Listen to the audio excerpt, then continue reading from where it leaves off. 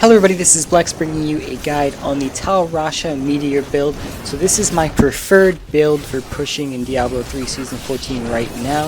I've previously brought you guys some farming guides that featured the Frozen Orb Tal Rasha. I've since made some follow-up videos that includes a Boon of the Hoarders variant as well as a Sages variant, so please check those out. If you guys like my content, please like and subscribe. It means the absolute world to me. I freak out every time I get new subscribers, so I really appreciate it. Now to get into this build itself, so this is my preferred top tier pushing build.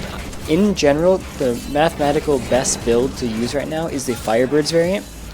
Although using Firebirds is so inconsistent and relies so heavily on always having an elite by you that it's very frustrating for me to play, and I rather just play this Tal Rasha variant as I feel a lot more comfortable with it, and it's proven that it can push up into the high teens as far as greater rifts go. So for this build, let's get into the gear. Okay, so let's get into the gear. We have the 6-piece Tal Rasha set. We're going to be using the head, chest, belt, pants, gloves, and neck. We're going to be using the Nilfr's Boast, of course, for our feet.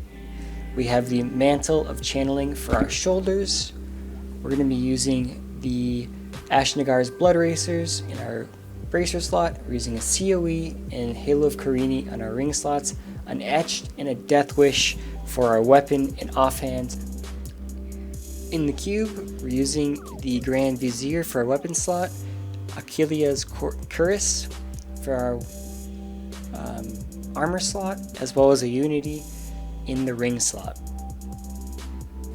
Now let's get to the skills. We're going to be using Ray of Frost for our secondary, Arcane Torrent for our secondary as well, Meteor Shower, this is the most important piece of the build, Teleport Calamity, that way we get the arcane proc from our Tal Rasha build, Magic Weapon Deflection, now this is beneficial because we have that Ashnagar's Bracers, and Storm Armor, Power Armor, because it helps reduce the cost and allows us to keep the Achillea's Cuirass buff up more often.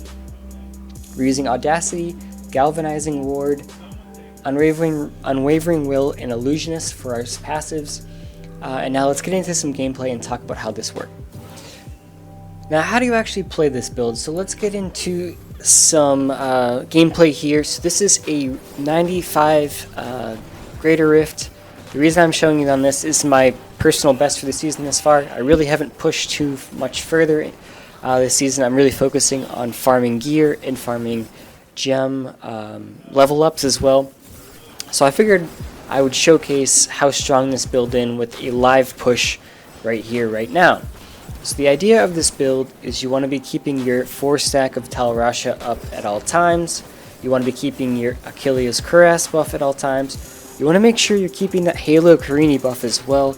I think sometimes people forget that you need to maintain distance to your enemies in order to keep the uptime on that buff and maintain that 80% bonus or damage reduction bonus. So how you do this is when you start off a rift, as you guys have seen me do, you want to be using your static discharge to attack enemies at a range. When your COE becomes Frost, you want to switch to your Ray of Frost to help maximize your DPS. You want to make sure you're keeping your Tegu stacks all along the way as well. You want to make sure you use your Meteor every minute or so to help increase your DPS as well as proc the Tal Rashas. And you want to make sure you're teleporting and making sure you're in those Oculus rings as well along the way. That way you are maximizing your DPS along the way. An underrated part of this build is how powerful your meteors become from all different damage sources. So since you're using Tal Rashas, you have the ability to proc your arcane meteors, your frost meteors, your lightning meteors, as well as your fire meteors. So you're able to do this diverse set of meteor damage that is heavily buffed by your Nilfr's Boast, your Grand Vizier, and all the other damage bonuses you have. So make sure you rotate those damage spells and mix up the damage that you're doing, that way you're maximizing the amount of meteors that come down on your opponents. Now this build is exceptionally tanky.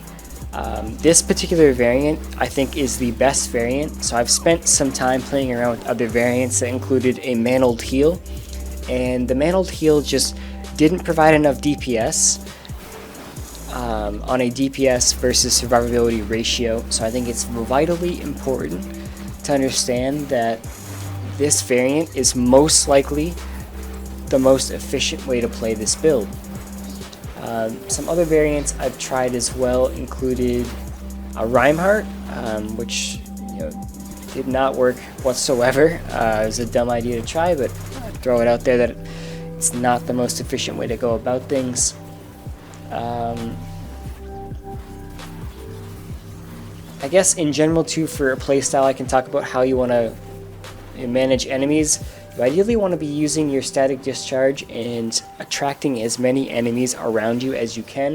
You want to group them up and then rain down the meteors on them. Remember, you don't want to be spamming your meteor button, as you want to maintain your K-Gook stacks, and you lose efficiency by spamming your meteors as well, because you're losing the amount of arcane power you have, and if you don't maintain that 90% or above arcane power, then you lose that Achilles cuirass buff. Now, if you guys have any other further questions, please leave a comment below. This is one of my favorite builds, and I'll be making some additional builds as I push further this season. Thank you guys.